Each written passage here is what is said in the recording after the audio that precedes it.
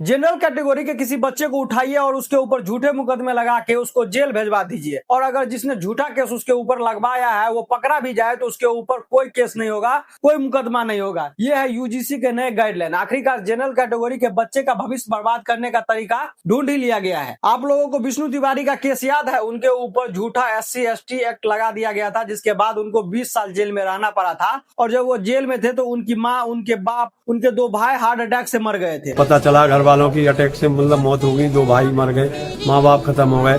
तो हम इस तरीके से फिर मानसिक तनाव में, टेंशन में रहने लग गए। एक 16 साल के बच्चे को झूठे SC/ST केस में इस तरह फंसाया जाता है कि उसका पूरा जवानी बर्बाद हो जाता है, वो अपने पूरे परिवार को खो देता है। और जब वो बाइज्जत बरी होता है तो उसको रिसीव करने के लिए एक फैमिली मेंबर तक नहीं मौजूद होता है, क्योंकि उसके ऊपर एक झूठा केस लगा दिया गया था, जिसके कारण उसका पूरा परिवार खत्म हो गया। अब आप इस नए यूजीसी के नए कानून को जरा समझिए। अगर आपका बच्चा जनरल कैटेगरी में आता है और आप अपने मेहनत के पसीने से कमाए पैसा को इकट्ठा करके उनको कहीं बाहर पढ़ने के लिए भेजते हैं, और उसके ऊपर किसी ने रंजिश में आकर कुछ ऐसा बोल दिया कि वह मुझे गलत बोला है या मेरे साथ गलत किया है, तो आपके मेहनत के पसीने से इकट्ठा पैसे के साथ साथ आपके बच्चे का फ्यूचर भी बर्बाद हो सकता है। इस कानून के बाद तो हाँ, हमको डर लग रहा है, हम खुल के बोल रहे हैं। सवाल यह है कि हम लोगों के लिए बोलेगा आखिरकार कौन? क्योंकि सारी पॉलिटिकल पार्टी जो है वो केवल मात्र व मात्र वोट बैंक के लिए बोलती है।